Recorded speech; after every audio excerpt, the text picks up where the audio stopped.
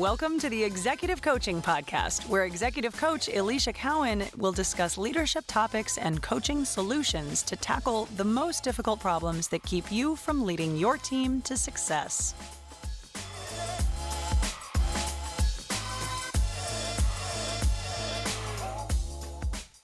Hi there, leaders. It's Alicia Cowan, and welcome to episode 19 of the Executive Coaching Podcast.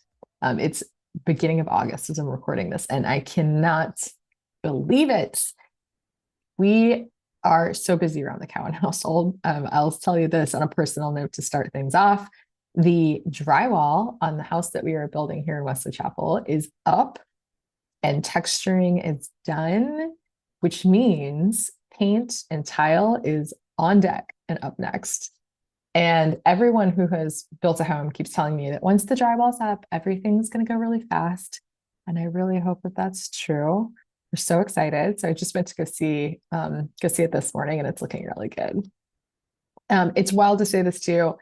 School starts back really early here in Florida. So we are starting school this week. I have 2 middle schoolers that will be going back to school on Thursday, and I can hardly believe it. So we're doing all the back to school things and getting everything ready.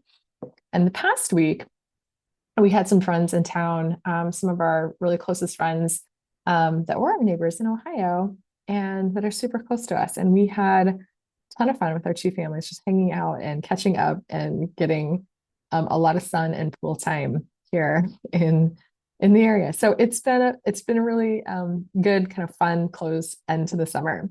So what I want to talk about today on the podcast is this concept of strategic thinking. And I always bring things up on the podcast that have come across my desk in multiples. So I've heard this concept of just thinking about being more strategic in your thinking in a multiple of different ways. One most recently with a client. So while I always like to keep things confidential, if you're listening, you know who you are. But I worked through this most recently with a client that really had a couple of really great breakthroughs that I want to use kind of just conceptually some of the things that we talked about and how I think it can really apply, because I've heard in a couple of different conversations around when you have someone at the executive level and they're being considered for the next executive level position, a lot of times the concept of strategic thinking comes up and how adept they are at strategic thinking.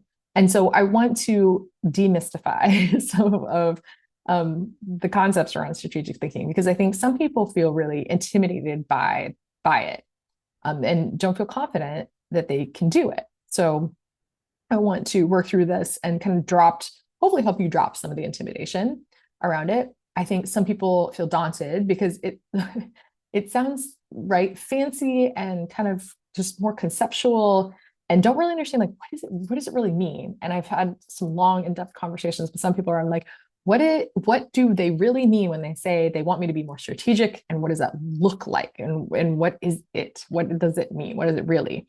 And so I want to help you understand, hopefully after this, the simplicity of it. It's not meant to be tricky or overly fancy, but it definitely can, I think, demystify.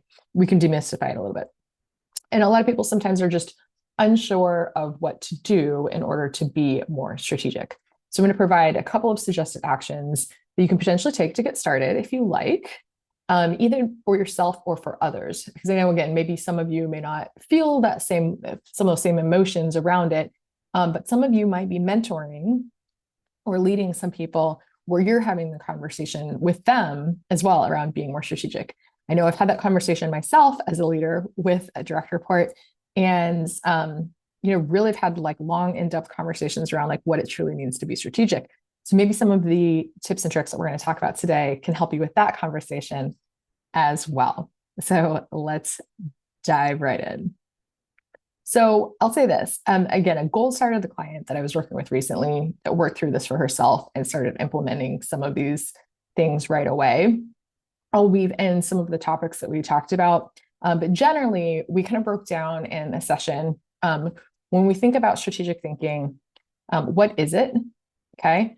And we'll talk about, and these are the topics that we'll talk about today. So what is it? Number two, what holds us back from doing it? And three, then how do we do it? Okay. So that's the structure of this conversation that we'll have today. All right. So first topic, let's talk about what is strategic thinking? What does that even mean? So I, of course, went to the Googles and tried to look up some different definitions of strategic thinking, and also ChatGPT, of course, to get its perspective on strategic thinking. And there's a couple of definitions out there that some I loved, some I didn't love so much. So I'm going to give you one that I liked. And again, this is my perspective. And of course, you have to go on your own journey if you really want to dive into what strategic can mean to different people, because, of course, obviously, very subjective. But I liked this definition. So strategic thinking involves the ability to analyze complex situations, anticipate future outcomes, and make informed decisions to achieve long-term goals. It often requires considering various options, understanding potential risks, and aligning action with an overarching plan to maximize success. Okay, so I'll say let's break it down really simple, right? I like to think about things just in a very simplistic manner. Really, what we're saying here, thinking about the future, what goals do you want to hit and go after? In order to achieve them, what do you need to do? What actions do you need to take? What obstacles or risks may come up? That's it. And then you'd make an informed decision. I did like that line from that definition. Make an informed decision about whatever actions that you want to take in order to go towards those goals. That's it. And I'll tell you the reason why I like that definition versus others. Some of the other definitions had some things around really defining success based on the decisions that you need to make now. So one talked about seeing ahead to future possibilities, like that part, and translating them into breakthrough strategies. I think the part that I didn't love about it was defining breakthrough strategy. In my mind, the only way that you know whether or not you have a breakthrough strategy is in the future. Right now, you're not sure. You're using the scientific method. You are making, again, the way I like the other one, you're making an informed, your best guess, an educated guess, your best guess at what actions to take in order to hit the goals that you're going to achieve. Okay. And I think it's important to not get so intimidated by trying to get stuck in perfection now, right? Because I think strategy, again, is just really what do I think about the future? What do I think about where we're headed, where us as a department, but also broader organization, or if you're an entrepreneur, my company, where do I think we're headed? Where do I want to go? And how do I then think backwards? What do I need to do then today, right? Reverse engineer, make again, educated guess, and then start taking action, okay? It's really not more complicated than that.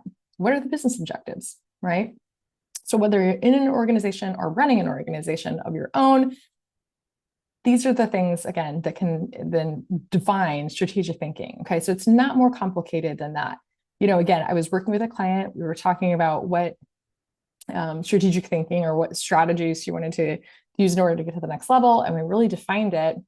There's some things in there that weren't defined as strategic thinking or weren't defined. And it's important to really get at the root of it. And here's why.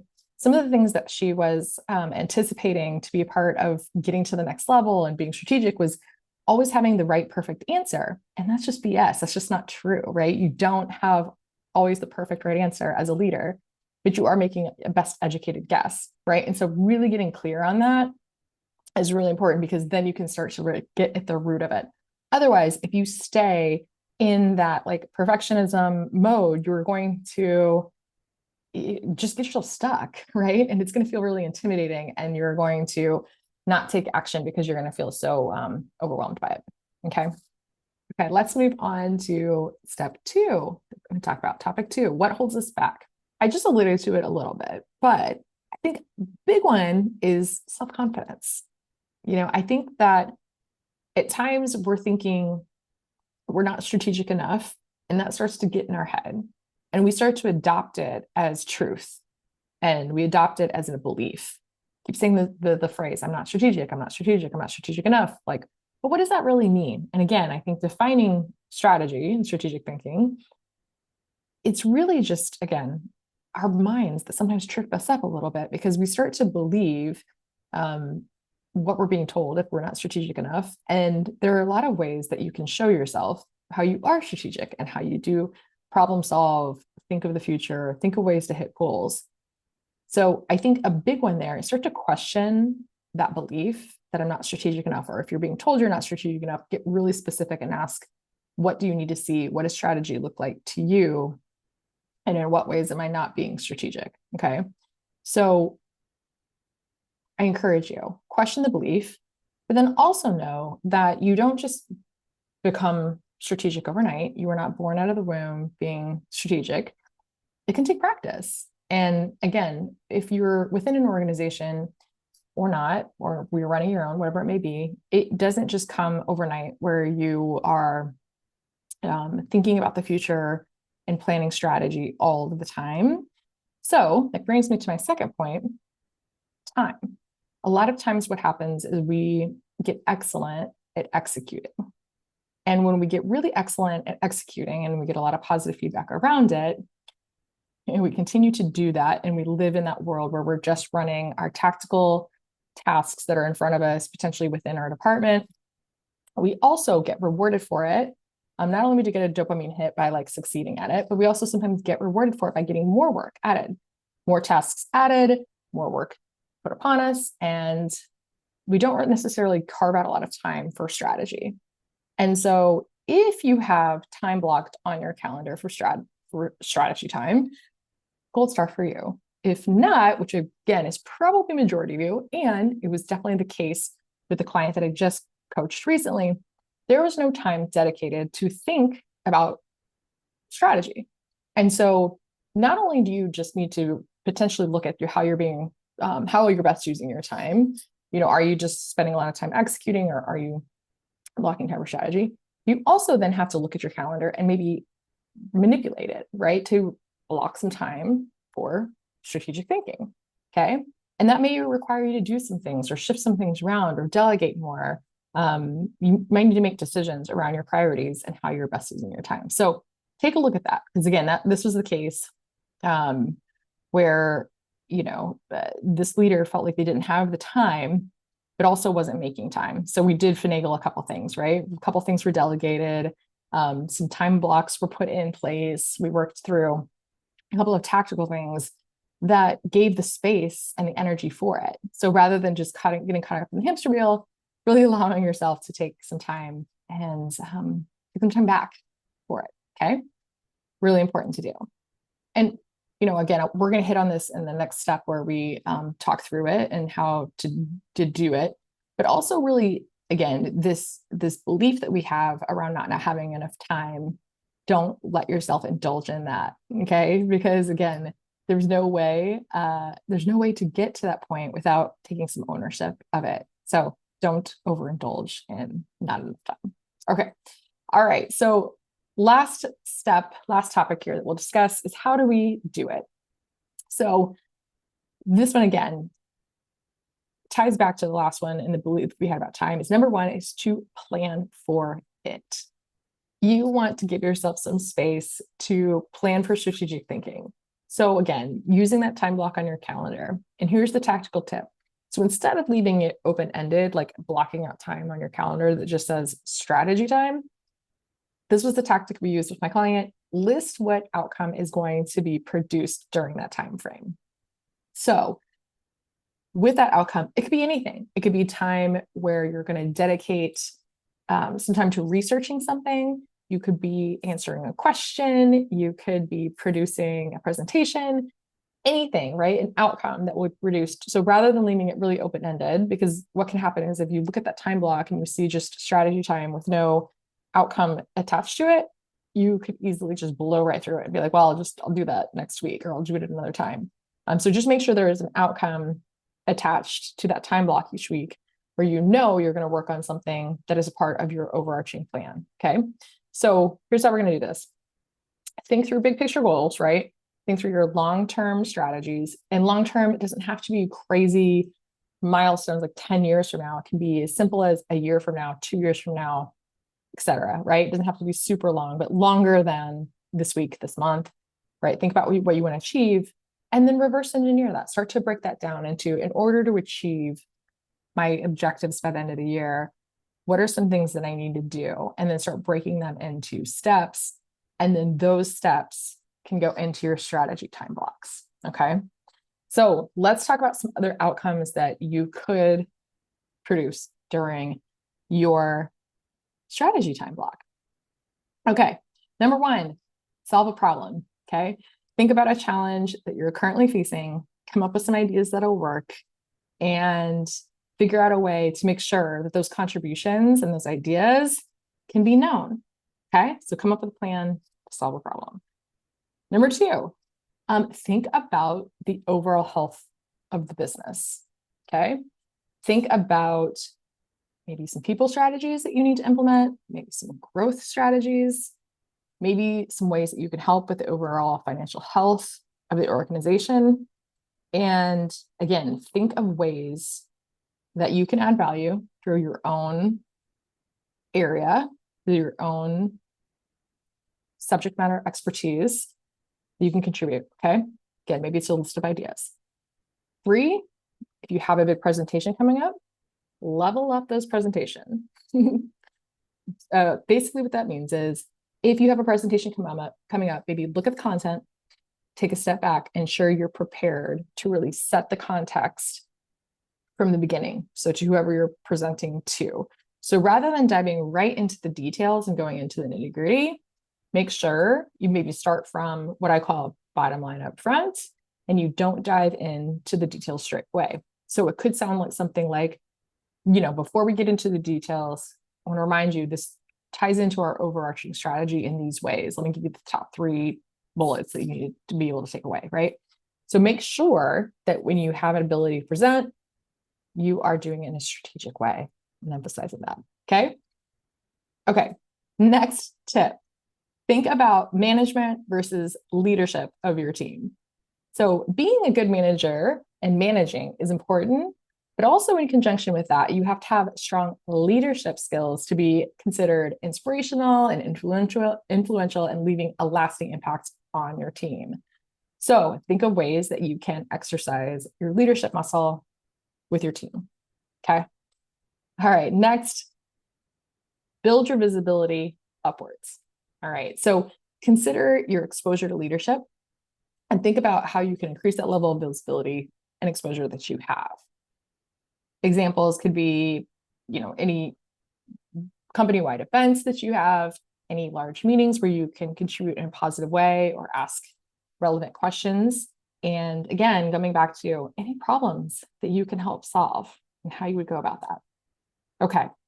So hopefully this helps a little bit. Again, demystify strategic thinking. And hopefully this helps and give you some ideas of tactically how to go about implementing strategic thinking into your day-to-day, your week-to-week routines and habits.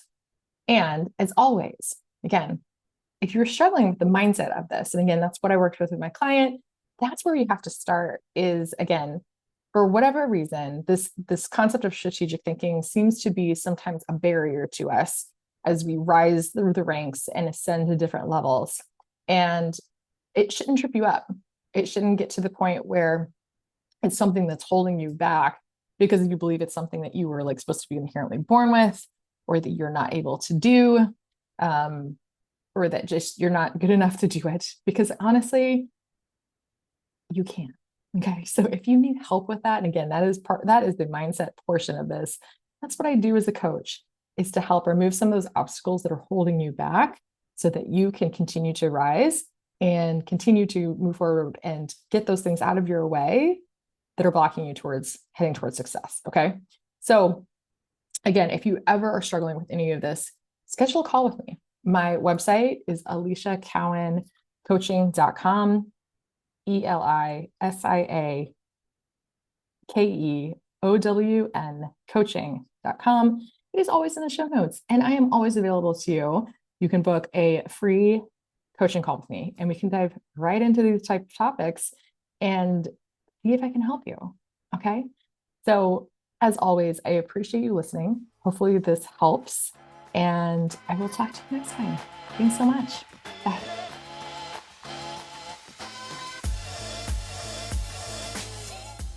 Thanks for joining us for this episode of the Executive Coaching Podcast with Elisha Cowan. If you're ready to have an executive coach who's ready to help you lead your team to success, then book an introductory call at ElishaCowanCoaching.com/call.